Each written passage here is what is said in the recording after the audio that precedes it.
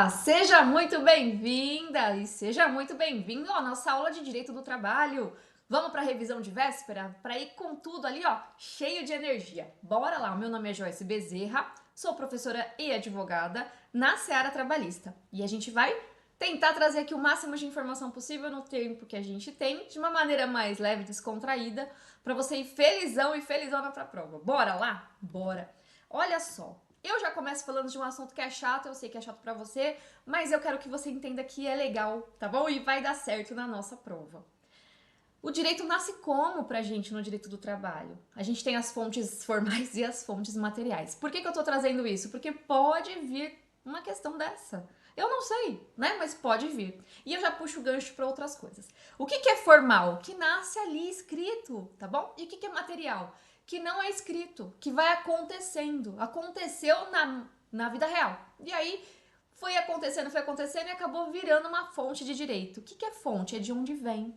Então, às vezes nasce um direito, por exemplo, o 13º, porque teve reivindicação social. Não foi o legislador que teve a grande ideia de falar: "Ah, vamos pagar este dinheiro para os trabalhadores?" Não, às vezes é depois de uma greve, de uma manifestação popular. Então, muitos dos direitos trabalhistas foram conquistados com sangue, suor, luta, organização, para que eles existissem, tá bom? Então, a maioria dos nossos direitos sociais são assim. Recebidos? Não, conquistados por sangue, suor, luta e organização. Bom, essas são as fontes materiais. E as fontes formais? Aí sim eu tenho lei, né? Eu tenho uma lei, ou eu tenho questão também das fontes autônomas que eu queria trazer para vocês e falar mais, porque essa sim pode vir a ser cobrada da gente com força. Acordo coletivo de trabalho e convenção coletiva de trabalho. O acordo coletivo de trabalho, que é aquele que foi feito pelas próprias partes, por isso que é fonte autônoma. Porque eles mesmos, eles mesmos. Então, eles mesmos fizeram essa fonte autônoma aí. Então, o que é o acordo coletivo de trabalho? Eu pego uma empresa ou um grupo de empresas e elas vão até o sindicato e falam: sindicato, precisamos negociar. Precisamos negociar alguns direitos e deveres aqui. Precisamos negociar, por exemplo, uma jornada de trabalho diferente. Ou então, olha, o empregador quer dar uma cesta básica lá para os seus empregados por determinado período, não quer que aquilo grude no contrato? Vai lá e negocia por um período junto ao sindicato. Isso é acordo coletivo de trabalho. E convenção coletiva de trabalho, professora? Aí já é categoria com categoria. Então é sindicato com sindicato, sindicato com sindicato. Categoria dos trabalhadores junto com a categoria dos empregadores. E aí eles se juntam e fazem um grande acordo. E este grande acordo é a convenção. Pensa que é grande, né? É a convenção. A convenção se aplica a todo mundo. Ai, mas professora, eu não fui lá como empregador para votar. Pois bem, vai ter que obedecer. Vai ter que obedecer o que negociar com o piso.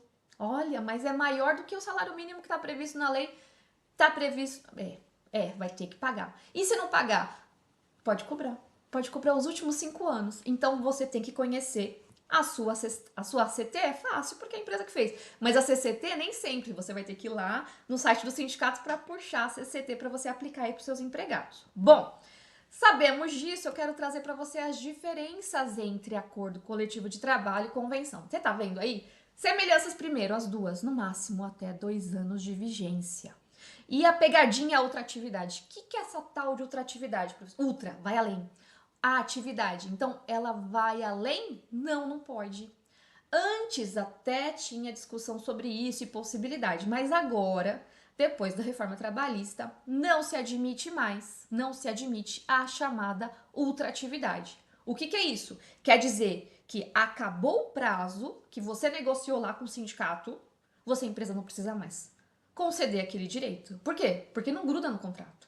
Não tem patrimônio de empregado e nem direito adquirido, porque você pagou ou concedeu algum benefício por um curto período de tempo previamente acordado ali com o sindicato. Isso vale para CT e CCT. Qual que é o prazo mínimo? Não existe. Qual que é o prazo máximo? Aí sim, 2 anos, tá bom? Então, só pode ter acordo coletivo de trabalho ou convenção coletiva de trabalho pelo prazo máximo de 2 anos. Certo? Ótimo. Então, isso aí vai para os dois. Não cabe outra atividade também para os dois. O que eu tenho que fazer, então? Na prática, voltar e negociar, voltar e negociar e voltar e negociar, que é o melhor dos caminhos, porque aí você tem ali a previsibilidade do pagamento. Os dois são espécies de contrato. A diferença maior de todas, a diferença maior é que no acordo coletivo de trabalho eu tenho empresa e um grupo de empregadores, se eu quiser, então do mesmo ramo vão lá e pedem para fazer um acordo coletivo de trabalho. Então eu tenho menor número de envolvidos. Já na convenção eu tenho sindicato, então eu tenho uma abrangência muito maior para aplicação, certo? Basicamente é isso. Porém, a pegadinha é, se eu tiver uma convenção coletiva de trabalho e um acordo coletivo de trabalho que tratam dos mesmos assuntos com previsões diferentes, você vai marcar na tua prova que vai prevalecer o acordo coletivo de trabalho. Professora, por que você está gastando tanto tempo no começo da aula para falar disso? Por causa do tema 1046 do STF, que falou com todas as letras que entre uma negociação e o que está previsto na lei, entre negociação e lei, não falei Constituição, falei lei, Constituição não, lei, entre o que foi negociado e o legislado, prevalece o que foi negociado. E se eu tiver CCT e ACT, conflitante, prevalece o ACT.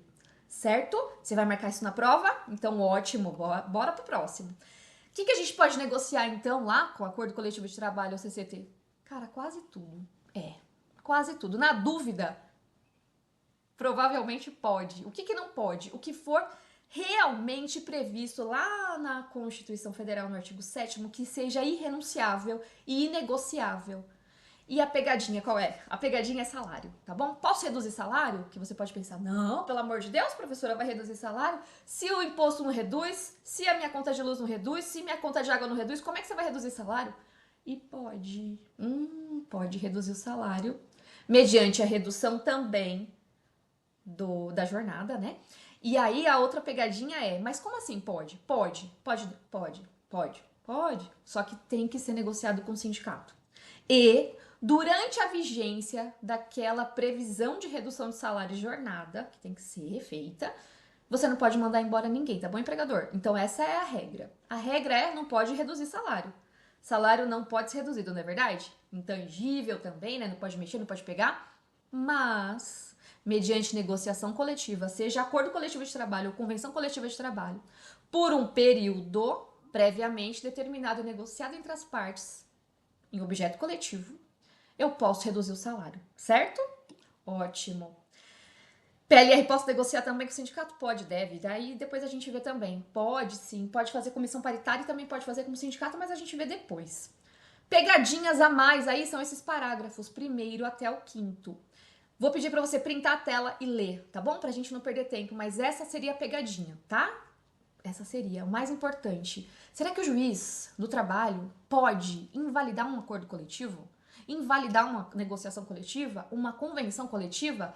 Veja aí o parágrafo 1º. No exame da convenção coletiva ou do acordo coletivo, a Justiça do Trabalho vai observar o parágrafo 3º do artigo 8º da CLT, que fala: dá uma olhada lá no negócio jurídico do Código Civil.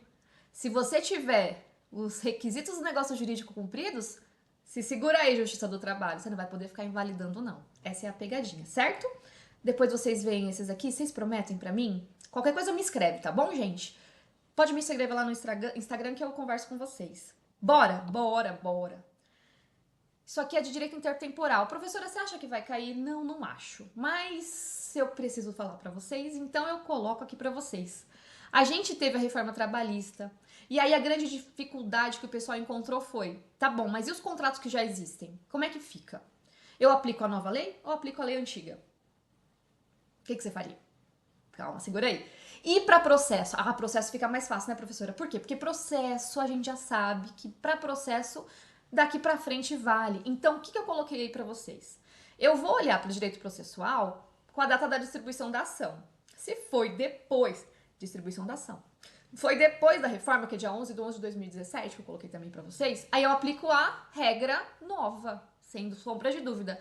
Mas e para os contratos? Para os contratos, aí direito material tá uma bagunça. Então você vai ter que olhar o enunciado. Então, provavelmente, se a FGV tiver coragem de colocar uma questão dessa e a gente não conseguir anular, você vai pensar assim, ó, o contrato tem que obedecer direito adquirido. Professora, você apostaria isso? Eu iria numa questão dessa. Se eu fosse pegar muito pesado, eu vou se acontecer, a gente pede recurso, tá bom? E a gente pede anulação. Mas por quê? Porque não tem uma decisão que vincule todos nós para saber como é que funcionaria isso. Mas veja comigo, pensa comigo. Se eu combinei algo com o empregador, de repente vem uma nova lei, eles podem simplesmente tirar isso de mim? Pensa comigo, porque eu negociei isso quando eu entrei com o contrato, não foi? Então a discussão é assim, ó, não quero problematizar muito aqui, mas pensa comigo. Se eu negociei com o meu empregador que ele me pagaria, vamos imaginar, para eu sair da minha casa, que é bem longe da empresa, e aí ele me pagaria para eu ir até a empresa e nesse período de trajeto até a empresa, ele me pagaria por esse itinerário um valor. Aí veio a reforma e falou: não existe mais a hora em itinerário. Será que eu tenho o direito de receber por aquilo que vigorou até a reforma começar a ter sua vigência? E aí, a partir daquilo, eu posso simplesmente, o empregador pode simplesmente parar de pagar, porque veio uma nova lei dizendo que não existe mais, mas e o que eu já ajustei? E o que tiver na política da empresa? Então, a grande pegadinha é que se tiver isso, vai ser uma grande maldade, mas se tiver, você pensa, se você estiver como um enunciado do lado do empregado, você vai dizer direito adquirido. Óbvio, é seu cliente. Se você estiver do lado do empregador, e o enunciado foi do lado do empregador, procure que houve negociação coletiva para supressão desse benefício, tá bom? É isso e é o pior que eles podem cobrar desse tema, é isso aí para você. Trouxe aqui também a diferença entre flexibilizar e desregulamentar. O que é flexibilizar? Eu diminuo a rigidez. Por que você tem que entender isso para ir fazer sua prova? E vai valer para as outras também. Veja, o direito do trabalho ele não é para proteger o trabalhador, nem para proteger o empregador. Ele é para proteger a relação de emprego. Como assim, professora? O que é essa tal de relação de emprego? Ora, o que é um empregado? O empregado ele não trabalha quando ele quer. Ele trabalha para alguém. Já começa por aí. E de acordo com as regras de alguém, mediante um pagamento de um salário. Né? Então, eu preciso que essa relação, já que eu tenho aí uma hierarquia, que essa relação seja justa. Então, o direito do trabalho serve para proteger esta relação de emprego, principalmente. E aí, de repente, eu vejo regras que sempre protegeram a saúde do trabalhador. Sempre, por exemplo, jornada, que vem a reforma trabalhista e fala: olha, agora não precisa mais obedecer essa regra. Pode diminuir essa rigidez. Ou então, como tem a situação da desregulamentação, não tem mais uma regra, por exemplo, para indenização do intervalo de 1 hora da jornada 12 por 36. A jornada 12 por 36, até então, ela vinha sendo assim, ó. Só alguns profissionais, como a área da saúde, podem fazer mediante negociação coletiva. Aí, de repente, veio a reforma e falou: não precisa mais de negociação coletiva, pode ser direto com o empregado. E aí, o Supremo foi acionado, tem ADI para isso. E aí, o Supremo falou: não precisa mais de sindicato para negociar a jornada 12 por 36. O que na época foi: como assim? Se a própria Constituição fala que a jornada máxima é de 8 horas, podendo prorrogar por mais 2 horas extras por dia, como é que agora pode simplesmente, professora, fazer 12 por 36 sem negociar com o sindicato? Pois é, se o Supremo decidiu, a gente segue. Mas o que a gente tem que entender? Flexibilizar, eu dou uma diminuída nas regras, como aconteceu com a terceirização, por exemplo, né? Antes, a gente não tinha lei sobre a terceirização, a gente tinha lei de trabalho temporário. Aí, de repente, veio a reforma e altera, e veio uma lei, outra lei também, antes dela, que é uma lei que tratou sobre a 6019, né? Ela alterou a 6019, e aí alterou a regra e falou: opa, agora já pode terceirizar tudo. E o Supremo validou que pode terceirizar tudo. Antes só podia atividade que não fosse atividade fim da empresa, né? Agora não, pode tudo. Então o que a gente vê? Antes podia um pouco e não podia tudo, e agora pode mais. Isso é flexibilizar. O que você vai levar para a tua prova? Se você estiver diante de um enunciado mais técnico, assim, que peça isso, você vai ter que saber a diferença de retirar a regulamentação daquilo, retirar a proteção que existia de lei ou a flexibilização de algo, tá bom? Ficou confuso? Pensa comigo. Se eu tirei a defesa, os direitos do trabalhador que já vinham previstos numa norma, é desregulamentar. Se eu não tinha lei que tratava sobre isso, só uma súmula, por exemplo, como era o caso da terceirização, a gente não tinha uma lei que falasse exatamente sobre terceirização. E aí veio outra lei, né, trazendo ali uma coisa que é mais forte, a lei é mais forte que a súmula. Trazendo ali uma regra permitindo algo a mais do que já existia, é flexibilizar, tá bom? E aí eu trouxe também uns artigos, e se você quiser esse material, pode pedir aqui pro professor Oscar que ele te envia. Joia? Trouxe também uma situação da revogação e retroatividade e direito adquirido. Olha, isso aqui tá na LINDB e isso serve pra gente também, dentro do direito do trabalho. Então, a regra que você traz lá em direito civil, você pode trazer aqui pra gente também, tá bom? De direito adquirido. Algo que já foi adquirido pelo empregado é algo que ele já preencheu todos os requisitos. Então, por exemplo, vamos imaginar uma estabilidade que uma norma coletiva, como um acordo coletivo ou uma convenção coletiva, previa para quem estava prestes a se aposentar. A gente chama de estabilidade pré-aposentadoria.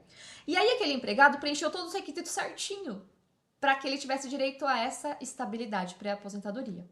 O empregador percebe que ele preencheu os requisitos e vai lá, ó, pé na bunda, manda ele embora, sem justa causa. O que ele faz então? Peraí, eu não posso ser mandado embora, porque eu tenho direito adquirido à estabilidade pré-aposentadoria. Por quê? Porque eu preenchi todos os requisitos para fazer jus a esse direito. Ele tem direito à estabilidade pré-aposentadoria, certo? Ótimo. Isso que a gente vai levar. Outro ponto super importante, qual que é a diferença de renúncia e transação? A renúncia eu abro mão, ela é desproporcional, ela é pesada, o direito não gosta dela.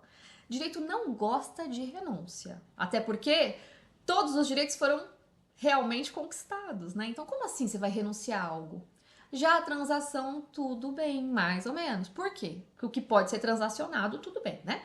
Então, se for uma concessão recíproca, é razoável, é proporcional, não estou lesando ninguém, não estou prejudicando ninguém, né? Aquilo foi negociado, eu estou diante de uma transação. Se você estiver diante de uma renúncia, tome muito cuidado, que para a renúncia de direito, a gente precisa de assistência. Imagina você, uma gestante. Gestante pode renunciar ao direito de estabilidade? Pode. Ela não precisa ficar no emprego, ela não é obrigada. Só que ela precisa da assistência do sindicato para isso. O sindicato vai ter que dar a assistência, comprovar que explicou para ela os direitos dela. O mesmo vale para cipeiro, vale. Dirigente sindical. São pessoas que têm a garantia provisória de emprego ou estabilidade. Então, eles podem renunciar ao seu direito? Podem. Só que eles precisam de assistência sindical. Não basta ele ter só assistência do advogado dele. Ele vai precisar da assistência sindical também. Como assim, professora? Gente, o sindicato. Tá na CLT, abre a CLT comigo. O sindicato vai apoiar essa tomada de decisão. Como é que é esse apoio? Por meio de uma assistência. Já na transação, são direitos disponíveis. Então, por transação, eu entendo, eles negociaram. Quem é que pode negociar bem? O hipersuficiente, que é aquele que recebe 2 vezes mais do que o teto do regime de previdência. E o que ele recebe? Ele recebe salário. E ele tem que ter diploma de nível superior, certo? Ótimo. Entrando na questão de quem é empregado, quem não é empregado, vamos falar. É empregado quem trabalha com subordinação, habitualidade, onerosidade, que mais? Pessoalidade e seja uma pessoa física. O que é subordinação? Eu recebo as ordens de alguém. O que é habitualidade? Eu sei que eu volto. O que é onerosidade? Eu não faço voluntariado aqui, não. Eu tô aqui para receber meu salário. O que é pessoalidade? Só pode ser eu. Não posso mandar minha irmã, meu pai, minha mãe no meu lugar. Não. E o que é pessoa física? Eu trabalho e é em meu nome. Não é no nome da minha empresa, certo? Então, eu preenchi esses requisitos, eu estou diante de uma relação de emprego, que é o que a CLT trata, majoritariamente de relações de emprego. Professora, mas ela fala do autônomo. Fala. Ela fala do autônomo, é verdade. Tem um artigo que fala do autônomo. O que o autônomo não tem, professora? O autônomo não tem subordinação. É ele que escolhe. O autônomo não tem salário. Ele recebe honorários, por exemplo, né? Valor pelo fornecimento da mão de obra, do serviço, do produto, mas ele não tem salário. Salário é de empregado. Quem recebe salário é empregado. Joia.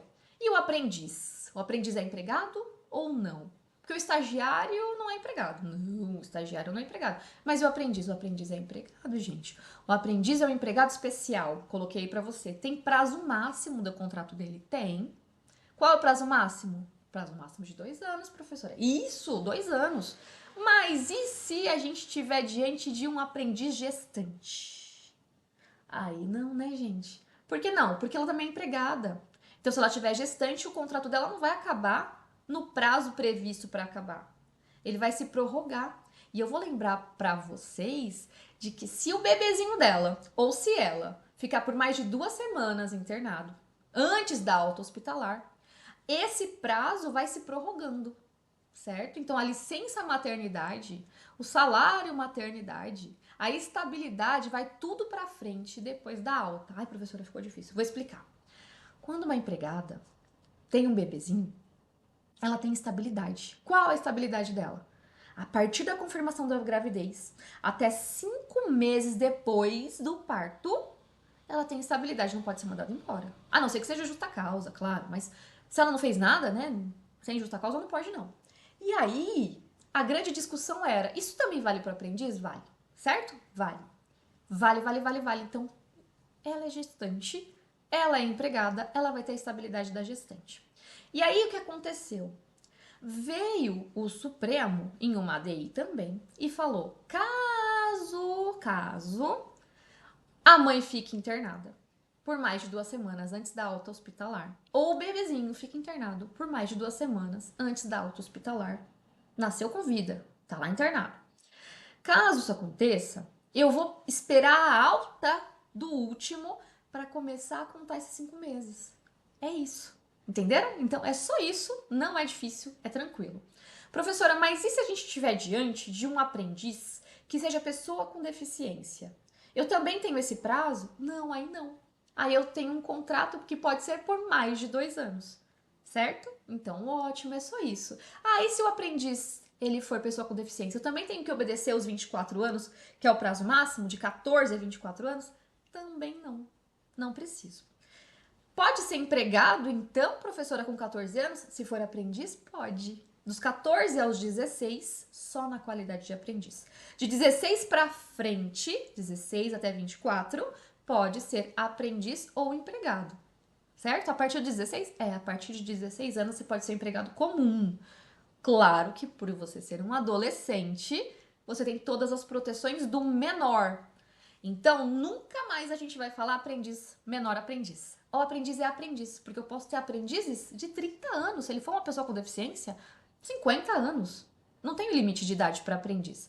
Digam só aprendiz, né? Porque a idade dele, até 24 anos, você chamaria uma pessoa de 24 anos de menor? Não, gente. Então, não diga mais menor aprendiz, fala só aprendiz. E fica tudo certo entre nós.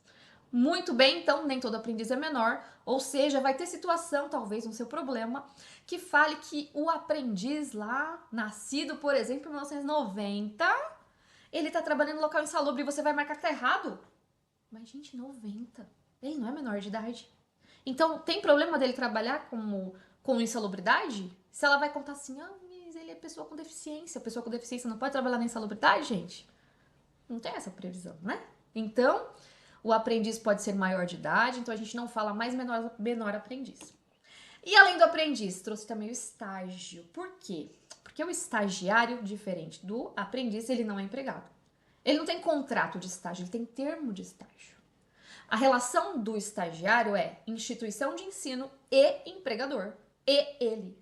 Eu não tenho o estágio sem essa situação, o estágio obrigatório. Eu preciso disso. Então, é tudo especial aqui para ele, tudo especial. Ele precisa ter 16 anos no mínimo, sim. E o mais importante, se você estiver diante de uma situação em que o enunciado vai te contar que esse estagiário tá exercendo qualquer atividade que esteja fora do termo de estágio, a opção correta para você, pode confiar aqui em mim, é que ele é um empregado disfarçado. E aí ele tem todos os direitos de empregado, tá bom? Temporário. Quem é o tal do temporário? Lembra que eu falei para você da Lei 6019? Olha ela aí. Essa daí é a situação do empregado temporário. Ele tem prazo máximo de trabalho. 270 dias? Mas desde que seja 180 mais prorrogáveis por 90, tá bom? A gente tem a lei própria, que é a Lei 6019. Esse temporário, ele vem pra quê, professora? Pensa aí numa situação. Imagina que a sua professora aqui, é CLT, e aí ela engravida. E aí ela fala: Ó, empregador, tô grávida, previsão do parto é, por exemplo, janeiro de 2026, e eu vou ficar afastada e vou pegar as minhas férias depois. Ou seja, se eu vou faltar, né? Vou faltar ali no corpo de empregados. Não vou faltar como falta, mas como corpo de empregados. Quando eu falto, eu desfalco. E aí, quando eu falto, desfalco, eu preciso de alguém para fazer minhas atividades. Para não diluir as minhas atividades para toda a galera, ou então pegar alguém de outro setor e colocar no meu setor, a empresa tem a prerrogativa, o direito de escolher fazer a contratação de uma pessoa temporariamente. E é só isso. Essa pessoa vai ficar lá 180 dias mais 90, certo? E é isso, ela vai ficar ali, ela vai ter direito a tudo isso que eu tô colocando, ó, ficam assegurados ao trabalhador temporário, o quê? Remuneração equivalente aos empregados da mesma categoria, jornada de 8 horas igual, acréscimo de 20% para extraordinária, a gente sabe que o mínimo é 50, verdade, tá ótimo. Jornada de 8 horas, férias proporcionais com 1/3, repouso semanal normal, adicional noturno normal, indenização sem justa causa, porque a gente tem um prazo mínimo previsto lá, né? A gente tem um prazo. O prazo do temporário, ele conta com aquilo. Então eu não posso simplesmente cortar antes. Se eu corto antes, eu tô rescindindo o contrato antecipadamente. Se eu rescindo o contrato antecipadamente, pago aviso prévio e multa. Também seguro contra acidente de trabalho, toda a proteção previdenciária. E também anotação na carteira, hein? Não pode esquecer. Professora, por que você trouxe, junto com a 6019, a questão da terceirização? O terceirizado é empregado? O terceirizado é empregado. Mas de quem? O terceirizado é empregado da empresa que ele trabalha. Então, como é que funciona a terceirização? Eu preciso de 3 sujeitos. O sujeito que vai receber a mão de obra se chama tomador de serviço. Não esquece, por favor. Tomador de serviço. E o sujeito que trabalha? Trabalhador. E aquele outro sujeito? Ah, aquele outro sujeito é uma empresa. É uma empresa especializada naquele setor.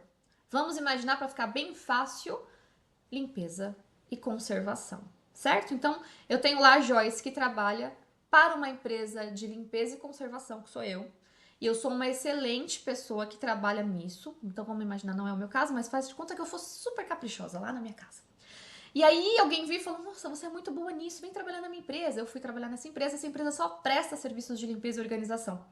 E aí uma outra empresa tá precisando de limpeza e organização. Ao invés dessa outra empresa contratar um empregado próprio, ele fala: ah, eu não sei treinar, vai dar trabalho. Eu vou numa empresa de prestação de serviço disso, que é especializada nisso. E aí eles falam: ah, vamos fazer um contrato? Quanto que custa? Esse contrato é o contrato de prestação de serviços. Então, na terceirização, eu não tenho ordens diretas do meu tomador para o empregado, não pode. O tomador tem que conversar só com a empresa que ele contratou.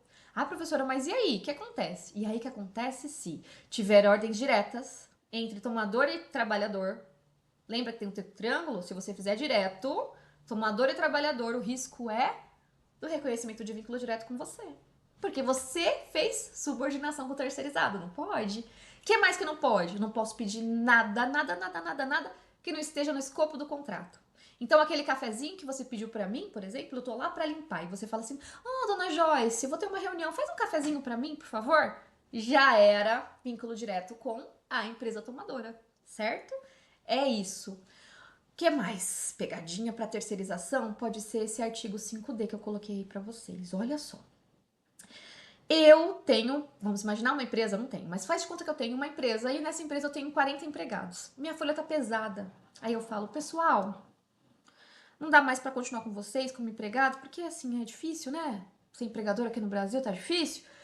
Eu falo isso pra vocês. Aí eu falo: vamos fazer uma fraude? Vamos fazer uma fraude. Que fraude que a gente vai fazer? Ah, vamos fazer vocês todos abrirem uma PJ. Daí, vai lá no meu contador, abre a PJ lá. Abre a PJ, que aí eu contrato vocês como PJ. O que vocês acham? Mas você vai pagar quanto? Ah, pelo custo Brasil, eu tô pagando R$ 2.000 pra vocês.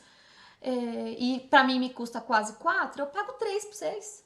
Aí você pensa: poxa, eu preciso pagar minhas contas, né? Sendo assim, eu vou ganhar 3, eu só ganho 2, eu vou ganhar 3, eu só ganho 2. Pra mim compensa. Afinal de contas, eu preciso pagar minhas contas. Quem fez fraude? Todo mundo aqui.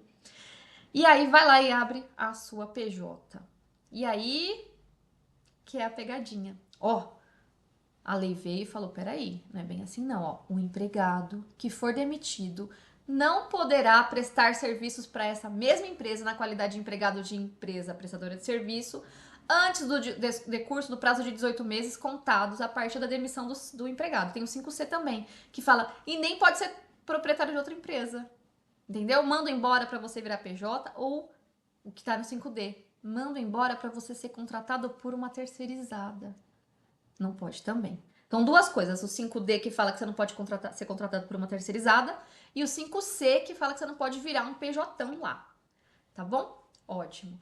Outra modalidade de contrato, mas veja, esse daqui é para CLT, é empregado. Contrato por prazo determinado. Contrato por prazo determinado, eu preciso de requisitos. O quê? Tempo. Quanto tempo vai durar? Termo pré-fixado. Qual serviço vai fazer? E o que foi que aconteceu para você precisar dessa pessoa por prazo determinado? Então, eu só vou ter validade desse contrato se tiver esses 3 requisitos juntinhos. Qual é o tempo? Ah, então não existe contrato determinado. Professor, isso é óbvio, né? Então, tempo, a atividade que vai ser feita específica e a justificativa. Se não tiver esses 3 requisitos juntinhos, esse contrato é inválido, ele virou contrato por prazo indeterminado. Qual que é a vantagem do prazo determinado? Porque a gente entenda por que a gente está falando disso. Para o empregador, que tem uma demanda específica, para um período específico, ele não vai mais ter aquela demanda depois, ele pode contratar uma pessoa por 6 meses, 7 meses, 8 meses, 9 meses, 10 meses, 11 meses. Certo? Por um prazo determinado. E aí ele contrata e acabou esse prazo, chegou na data desse prazo, ele não tem que pagar aviso prévio. E nem multa de 40%, ó. E aviso prévio é bastante, gente, porque o aviso prévio é a cada ano de serviço que você trabalha, é 30 mais 3. Então ele não vai pagar aviso prévio no prazo determinado. Por quê? Porque ele tem uma demanda específica. É um acontecimento específico e previsível. E aí, acabou o prazo, acabou o contrato. Qual que é uma modalidade aí de contrato por prazo determinado que vocês conhecem bem? É aquele contrato de experiência. Contrato de experiência que é de até 90 dias. Ah, quer dizer que pode ser experiência por 10 dias? Pode. Posso dividir esses 10 dias em 2 de 5? Pode. Como assim, professora? Eu posso dividir o período de até 90, não 90, até 90 em 2 períodos. Um de 30 mais outro de 60, um de 60 mais outro de 30. Não precisa ser 45 mais 45. Ah, professora, mas normalmente é 45. Olha, até hoje eu só vi na minha vida 45 mais 45 para contrato de experiência, tá? Na minha vida toda. Mas não é obrigatório. E é questão de prova, então pode ser qualquer coisa. Eu posso ter um contrato de experiência de 10 dias, por exemplo. Não tem problema.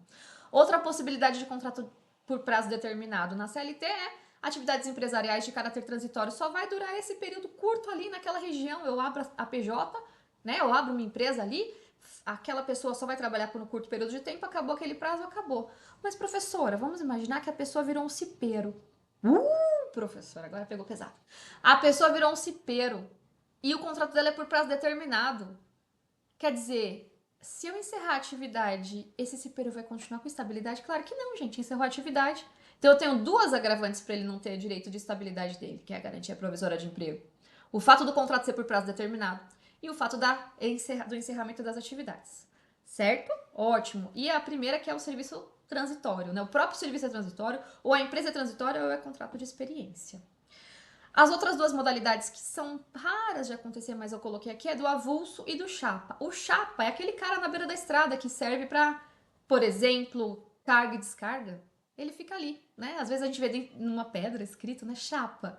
Ponto de encontro de chapa. E o avulso, ele também pode trabalhar para inúmeras empresas, mas sem ter vínculo empregatício com ela. Não precisa. E aí tem o portuário, que é com ógimo, né? E o não portuário, que é o chapa, por exemplo.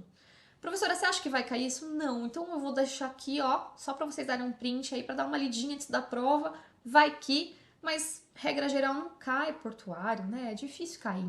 Mas é importante a gente saber que o quê? Que tem igualdade de direitos, tá bom, gente? É isso. Tem igualdade de direitos. Eu não posso ter uma convenção, por exemplo, que reduz ou suprime o direito de igualdade entre o trabalhador com vínculo empregatício e o sem vínculo, porque a própria Constituição já disse que eu tenho a igualdade de direitos. Aí tá vendo um exemplo aí de chapa? Sabe aquela, oh meu chapa? Essa expressão veio por causa disso, que é o ponto de chapa, carga e descarga, por exemplo. Que mais? Profissional eventual. Ó, lembra que eu falei do SHOP? SHOPP, né? Que a habitualidade está dentro do SHOP. Subordinação, habitualidade, onerosidade, pessoa física e pessoalidade. No eventual, ele não tem habitualidade. Eu não sei quando ele volta. Ele não é habitual. Então, o profissional eventual, ele não é empregado. Porque eu não sei quando ele volta. Eu não combinei dele voltar. Não tem continuidade. Ele vem para suprir um evento. Evento certo, casual e fortuito. Ah, professora, mas se tiver todos os requisitos da relação de emprego, ele é emprego? Claro que é o artigo 9º aí que eu coloquei para vocês. Ó, o artigo 9º, relação de emprego se tiver fraude. Mas pensa, ó, vocês logo já vão ser advogados. E aí você precisa de um programador para fazer só uma coisinha para você no computador. Vai durar 5 dias no serviço. Ele é seu empregado? Não, ele é eventual, ele é um profissional eventual. Lógico, né? Você vai orientar. Faz nota fiscal, certinha, né? Pega o recibo como eventual para dizer exatamente a quantidade de dias que ele trabalhou e para que ele fez. Faz um contrato. Mas ele não é empregado. Por quê? Porque ele não tem a habitualidade. Eu trouxe também a pejotização para falar com vocês, porque a pejotização sempre foi errada, desde que eu nasci. Mas parece que agora ela tá começando a parecer certa, né? Então, pejotizar é transformar pessoas físicas de um modo não muito lícito em PJ.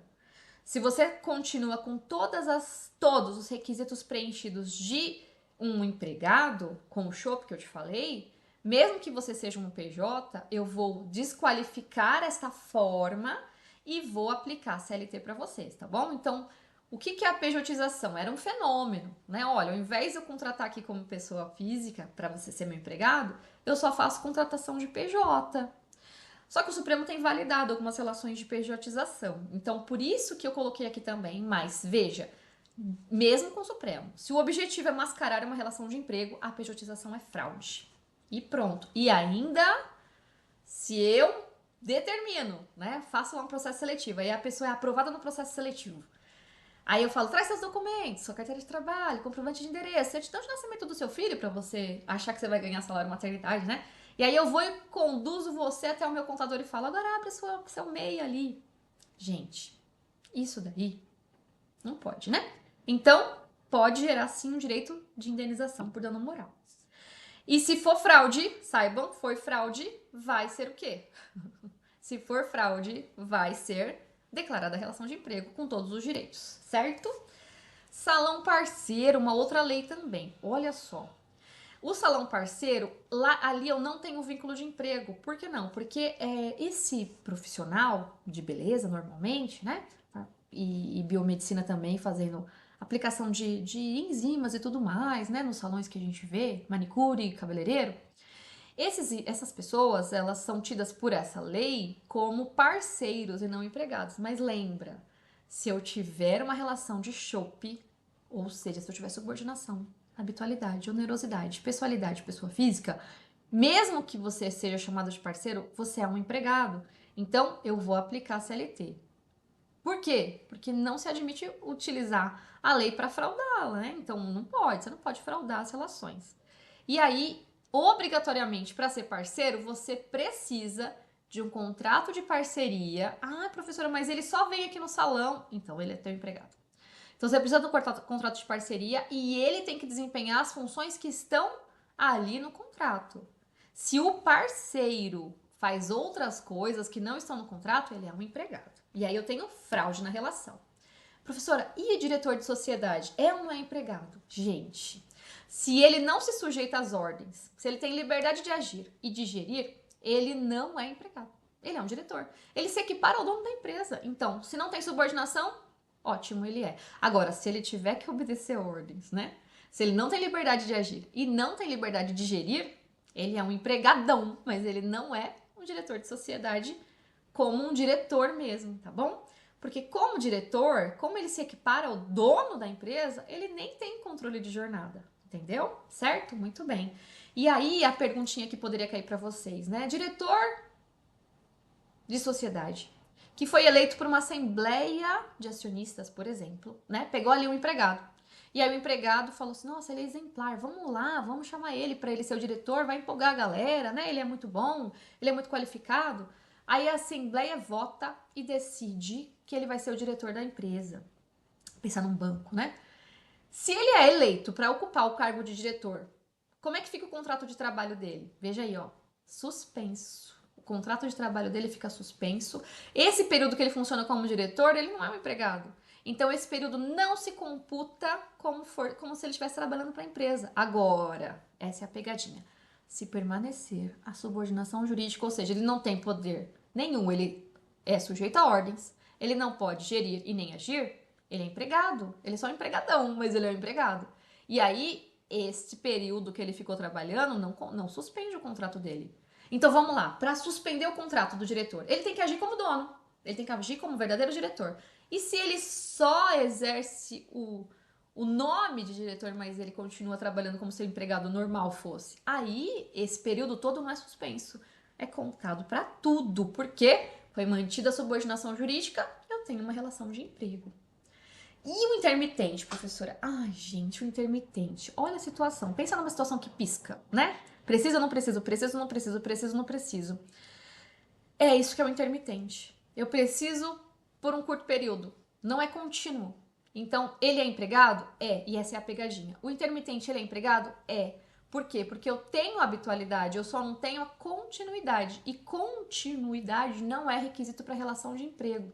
Então, esse sujeito que vai trabalhar só quando ele é chamado, o que é uma precarização, com certeza, da relação de emprego, sem nenhuma dúvida. Mas este intermitente, ele é empregado. Porque não falta nenhum requisito. Ele tem subordinação, habitualidade, onerosidade, pessoa física e pessoalidade. O que ele não tem? Continuidade. Então, o que pode cair para você? A questão dos prazos, né? Principalmente do parágrafo 1º, que o empregador vai convocar por qualquer meio eficaz para prestação de serviço, informando qual que vai ser a jornada, com pelo menos 3 dias corridos de antecedência, não é útil, é corrido. Recebida, ele tem um dia útil para dizer se ele quer ou se ele não quer, e se ele não falar nada, ele se recusou, e essa recusa não pode implicar em nada para ele, né? Não é insubordinação, tá bom? Então, ele é empregado? Ele é empregado, mas ele só ganha quando ele trabalha. Eu sei, também não gosto, acho esquisito. Muito bem, e o que eu coloquei aqui para vocês? Vocês sabem da cota de pessoa com deficiência, né? A empresa que tem mais de 100 empregados, ela tem que ter ali de 100 até 200, 2% de pessoa com deficiência. O que as empresas começaram a fazer? E o seu examinador sabe disso. Começaram a contratar intermitentes para ele funcionar lá no E-Social, como se fosse empregado. E aí contratava uma pessoa com deficiência como intermitente, porque não tem que pagar salário quando ele não trabalha, lembra? É. E aí não pode. Então, só para contar para vocês que se você contratar, você é dono de uma empresa, seu enunciado vai contar isso. E você contratou um intermitente só para bater a sua cota, ele nem é contado. Ele nem é contado como se você tivesse contratado ele como pessoa com deficiência, porque ele é intermitente. O mesmo vale para aprendiz e para aposentado por invalidez, ele não entra na cota. O que não é entrar na cota? É como se você não tivesse nenhum contratado, tá bom? Tem que ser contrato normal, para bater a cota de pessoa com deficiência. Tem mais um pouquinho de intermitente, porque eu queria falar para vocês o que ele recebe, né? Ele tem a remuneração dele, férias proporcionais, quando acabar a atividade que ele vai fazer, 13º proporcional, DSR também, e qualquer adicional que ele tiver, que é adicional legal, ó, insalubridade, periculosidade, ele tem para receber também. E aí, a pegadinha também é o quarto. Ai, parágrafo 4º de arrancar cabelo. Por quê? Porque fala de depois que o sujeito trabalhador aceita a oferta para comparecer ao trabalho. Se ele não for, tem uma multa de 50%. A pessoa já não trabalhou, já não recebeu e tem uma multa de 50%. Pesada, né? Mas tem aí a permissão da compensação em igual prazo de 30 dias. Então, duas coisas, 30 dias e 50%, certo? Joia. Recibo, a cada 12 meses ele tem direito de férias, como qualquer outro empregado, mas ele já sabe, né, gente? Ele vai trabalhar. Então, a precarização aqui é, imagina, a pessoa é intermitente, ela pode ser intermitente em inúmeros contratos, em inúmeras empresas. Você acha que ela vai conseguir parar para ter férias? Não, ela tem que trabalhar, tá bom? Então, fica aí complicado para ele gozar as férias do parágrafo 9º, mas é o que diz a lei e a prova gosta do que tá na lei. Então, você tem que saber que a cada 12 meses, o empregado adquire direito a usufruir, nos 12 meses subsequentes, um mês de férias, período no qual não vai poder ser convocado para prestar serviços pelo mesmo empregador, mas ele vai trabalhar em outro. Então, férias o bichinho não vai ter não, tá bom? É isso. Lembrando, remuneração, férias proporcionais mais um terço, 13º proporcional, DSR adicionais ele recebe quando acaba aquele período de prestação que ele foi convocado e aceitou para trabalhar. Voluntário, quem é esse sujeito? O voluntário é aquele sujeito que não tem salário, certo? Então, a atividade é não remunerada, é uma pessoa física, ele trabalha para entidade pública de qualquer natureza ou para uma instituição sem fins lucrativos que tenha objetivo cívico, cultural, educacional, científico, recreativo ou de assistência à pessoa, tá bom? Qual que é a diferença do empregado e voluntário? O salário. Cooperativa de mão de obra. Cooperativa de mão de obra pode ser a cooperativa de trabalho, né? Então pode ser de produção, de serviço, e ela não pode ser utilizada para intermediação de mão de obra subordinada. Então eu não tenho na cooperativa terceirização, certo? Não pode intermediar, não é a mesma coisa, não existe essa situação de conflito. Lei de desporto, vocês que adoram esportes aí, né? Veja, eu deixei o artigo 88 e o de 28. Primeiro vocês vão ler o 28, que são os direitos dos trabalhadores do desporto. Mas eu deixei o 88 porque olha só o que ele fala. Os árbitros e auxiliares da arbitragem poderão constituir entidades nacionais, estaduais ou Distrito Federal por modalidade esportiva ou grupo de modalidades, objetivando o recrutamento, a formação e a prestação de serviços às entidades de administração do desporto. Olha essa organização que diferente. Se eu fosse examinador para cobrar sobre isso, eu falaria sobre isso. Será que pode? Porque isso aqui é tão atípico, né? Eles podem constituir entidades nacionais? Eles podem, tá bom? Para quê? Para recrutar, formar e prestar serviço para as atividades de administração do desporto. Os notariais, isso aqui foi tema de ADI, e sempre que é tema de ADI a gente tem que ficar esperto, né? Então, o que a gente tem que ficar esperto? Serviços notariais e de registro são os de organização técnica e administrativa destinados a garantir a publicidade, autenticidade, segurança e eficácia dos atos jurídicos. Sabe quando a gente vai lá, né, fazer uma ata notarial, por exemplo, ou registrar nosso filho que nasceu, né? A gente vai... O que eles têm? O que é essa relação deles, dos notariais, que são os cartórios, lei dos cartórios, né? O que é essa relação deles? Então, ó, o que é o notário? O artigo 3º, notário, tabelião, oficial de registro, registrador, são profissionais de direito, dotados de fé pública, a quem é delegado o exercício da atividade notarial de registro. Eles são empregados? Não, eles têm a delegação para isso. E essa que é a pegadinha. Foi feita, então, essa ADI, que é a 1183. Eu vou deixar para vocês lerem, né? Porque é importante. Mas veja, não é porque ele é uma pessoa que não tem a relação de emprego, né? Não é um emprego que ele recebe a delegação, que ele deixou de ser um ser humano. Então, esse julgado foi interessante porque ele fala: o oficial de registro ou notário, como qualquer ser humano, pode precisar afastar-se do trabalho por breves períodos, seja por motivo de saúde, para realizar uma diligência fora da sede do cartório ou para resolver algum problema particular. E o serviço não pode ser descontinuado. Então, ele pode se afastar? Pode, mas e o serviço vai parar? Não vai, mas não significa que ele não tem o direito de se afastar, entendeu? Então, outra pessoa vai e faz essa substituição por ele, certo? E por prazo que vocês vão ver aí. Então, deixa printado e dá uma lidinha, assim, quando você tiver uma paz, uma calma, pra gente continuar. Mas ele não é empregado, né? Ele não é empregado público, certo? Ótimo. Trouxe também, gente, é bastante coisa, mas vocês vão com aquela sensação de, tipo, vi tudo que podia ter visto. Que é a contratação para trabalhar fora do Brasil. Veja, pensa aí comigo. Hoje em dia, a gente tá aí com a tecnologia do nosso lado. Que tecnologia, professora? A gente tá aí com a possibilidade de, a qualquer momento, você pode ir trabalhar na Alemanha, leva teu computador e trabalhar em teletrabalho. Não é? É. Tem essa situação e tem a situação onde você é contratado aqui para trabalhar no exterior. O direito precisa saber como lidar com isso. Para o teletrabalho, a gente tem o artigo 75, letras da CLT. Mas para outras situações também, a gente tem a 7064, que é essa lei que eu trouxe para vocês. E aí, essa lei 7064, ela fala justamente de pessoas que são contratadas ou transferidas para prestar serviço no exterior. Quando é que eu vou aplicar essa lei? Então, eu trouxe para vocês aqui que você vai aplicar essa lei, que é o princípio da norma mais favorável, e a teoria do conglobamento por institutos, que é a lei 7064. E você vai aplicar essa lei de proteção ao trabalho naquilo que não for incompatível. Então, ó, eu aplico a lei brasileira se ela não for incompatível ou se não tiver uma mais favorável do que ela, tá certo? Então, eu vou olhar o conjunto de normas. E aí, trouxe o 20 também, que é do aliciamento, né, gente? Não pode fazer aliciamento, senão vira crime. Vira crime.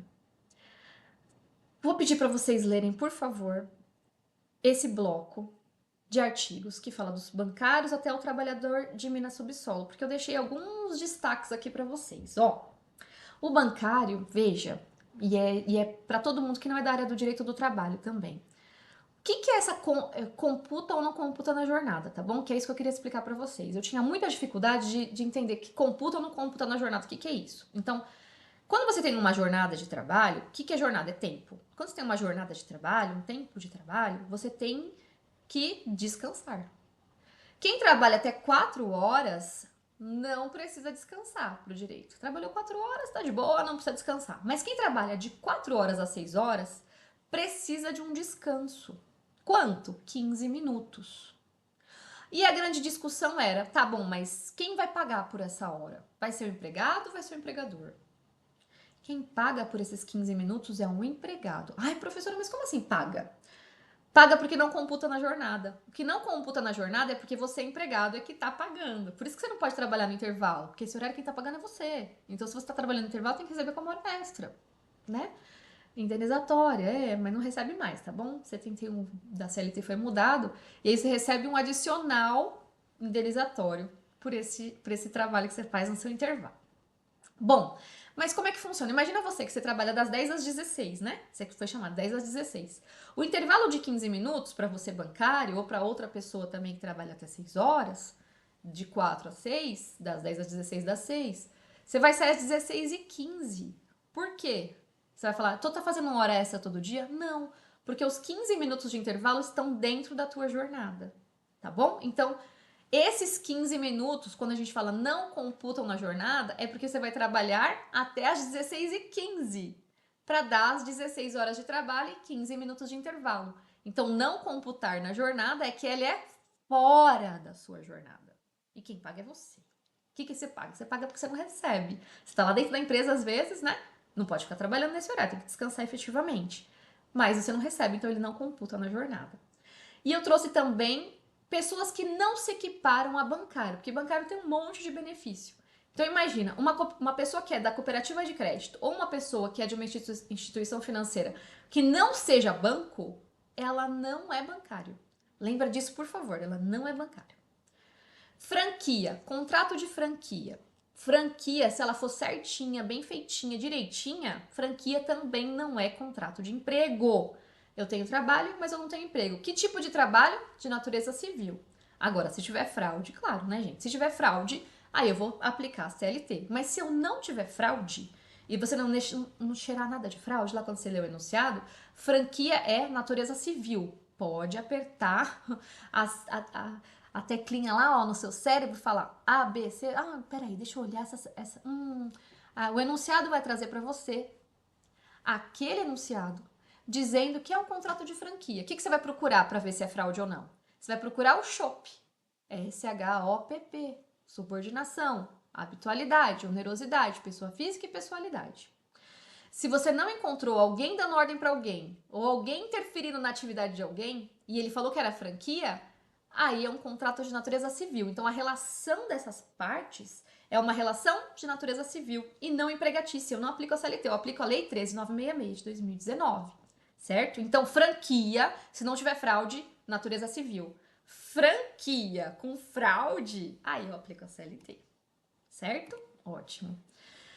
A gente estava falando de jornada, né? Então, regra, jornada 8 horas diárias e 44 semanais. Vai dar quanto isso no final do mês? 220 horas. 220 horas de trabalho. O que fala a CLT? Você pode trabalhar 8 horas por dia, 44 semanais. Ah, mas você pode trabalhar uns minutos a mais no dia para folgar às 4 horas do sábado? Pode, não tem problema. E eu tenho também uma situação que pode cair para vocês. Os minutos. É 5 para mais, 5 para menos, eu não computo na jornada desde que não ultrapasse 10 minutos. Então, regra geral, Posso fazer compensação, posso fazer redução de jornada, até posso, mas eu preciso de negociação coletiva. Agora, aquela compensação ali, o que é aquela compensação ali dentro da semana? Eu trabalho um pouco mais de 8 horas de segunda a quinta e trabalho 8 horas na sexta. Das 44 horas semanais, o sábado eu não trabalho, porque eu compensei o sábado durante a semana. E qual que é a pegadinha? Vamos imaginar uma situação específica. A Joyce, eu trabalho numa empresa e todos os dias eu trabalho um pouquinho mais de 8 horas, por exemplo. Para quê? Para compensar 4 horas, né? Então, eu saio mais tarde um pouco da empresa, de segunda a quinta, né? Então, eu trabalho, por exemplo, 9 horas de segunda a quinta e 8 horas na sexta. Então, eu trabalho, por exemplo, das 8 às 17. Das 8 às 17, vai dar quantas horas? Ah, professora, 1 hora de intervalo. Então, você vai dar pouco, vai dar 9 horas, né, professora? Então, das 8 às 18, eu trabalho 10 horas. Mas tirando uma, vai dar 9. Isso, então pensa comigo. A pessoa que trabalha das 8 às 18, com 1 hora de intervalo, ela tá trabalhando 9 horas. Das 8 às 18, porque 18 menos 8 é 10, né? Então, tirando uma, dá 9. Se a pessoa trabalha das 8 às 18 e com 1 hora de intervalo, ela trabalhou 9 horas por dia. Na sexta-feira, ela vai trabalhar das 8 às 17, para dar o quê? As 8 horas. Somando isso tudo, eu vou ter a jornada da semana. No sábado, eu não vou trabalhar. Mas qual que é a pegadinha? A pegadinha é, imagina que o sábado seja um feriado. Você já não trabalharia. Então, as horas dessa semana são contadas como extra. Professora, confundiu. Vamos de novo. Todo mundo pode trabalhar quantas horas por dia? 8. Aí trabalharia 8 horas todos os dias de segunda a sexta e 4 horas no sábado. Para dar as 44 horas semanais, certo? Contei aqui, professora. Deu isso? Ótimo. O que as empresas fazem? As empresas falam, vamos fazer o seguinte, você trabalha das 8 às 18 para dar 9 horas. Na sexta-feira você sai 1 hora mais cedo. E aí você não precisa trabalhar no sábado. Por quê? Porque você já trabalhou a mais para não ter que ir no sábado. A empresa já não abriria no sábado, entendeu? Mas ela faz essa jogada com você e você fala, não, tá bom, né? Pelo menos eu não trabalho no sábado. É tão bom poder ter o sábado livre. E aí, o que acontece? O sábado é feriado. Você trabalharia no sábado? Não, porque é feriado. Então, esse sábado que você está compensando, você tem que receber isso como se fosse hora extra. Essas horas, uma a mais que você fez de segunda a quinta, entendeu? Essa é a pegadinha. Como é que isso pode aparecer? Existe lá um acordo de compensação em que o empregado trabalha 9 horas de segunda a quinta e 8 horas de sexta para compensar o sábado. Ocorre que este sábado seria feriado. Nesse caso, então, o que você vai procurar de assertiva correta? Você vai procurar que não precisaria, então, trabalhar às 9 horas de segunda a sexta, né? Então, pode ser segunda a quinta, terça a sexta, não importa, né? Mas um dia você tem que trabalhar menos horas para compensar. Ou então que essas horas vão ser remuneradas em dobro. Ou então essas horas vão ser, de acordo com o acordo coletivo, ou então essas horas vão ser remuneradas com 50%. Você vai ter que procurar enunciado que te pague por essas horas ou que você não vai trabalhar por elas diluídas na semana. Ficou claro isso? Se não ficou, você me escreve que a gente conversa? Ótimo. Turno ininterrupto de revezamento. O que é isso de turno ininterrupto de revezamento, professora? Todo mundo sabe, né? Que quando você vai trabalhar, você tem que se programar para o resto da sua vida. Que tipo de programação você faz? Pensa comigo. Por exemplo, você faz a programação de estudar, buscar seu filho na escola, sair de casa no horário, comprar um curso e fazer o curso, né? Ir para a faculdade, certo? Agora você imagina, então você sabe qual que é o teu horário de trabalho, das 8 às 18, por exemplo. Das 8 às 18, o que acontece? O que acontece é que no turno ininterrupto de revezamento, vai ter um dia na semana que você vai trabalhar das 8 às 18, menos, né? Porque são só das 8 às 16, por exemplo, ou menos tempo ainda, porque são até 6 horas. E aí você vai trabalhar das 10 às 16, por exemplo. Das 10 às 16. Daí do outro dia você vai trabalhar das 16 até as 22. Entende que cada dia da semana, 2 dias da semana, você vai trabalhar em horários diferentes? Esse é o problema do turno ininterrupto de revezamento. A empresa, por exemplo, ela pode trabalhar ininterruptamente. Mas para configurar turno ininterrupto de revezamento, é a tua jornada que é cada dia num dia da semana que você vai trabalhar de manhã, de tarde ou de noite. Ou de manhã e de noite. Então, revezar não é você que se reveza com seus colegas. É a sua jornada, é o seu horário de entrada e saída que reveza com outras jornadas. Então, pensa nisso. Qual que é o problema disso? Eu não consigo me programar se eu trabalho em turno ininterrupto de revezamento. Por que não?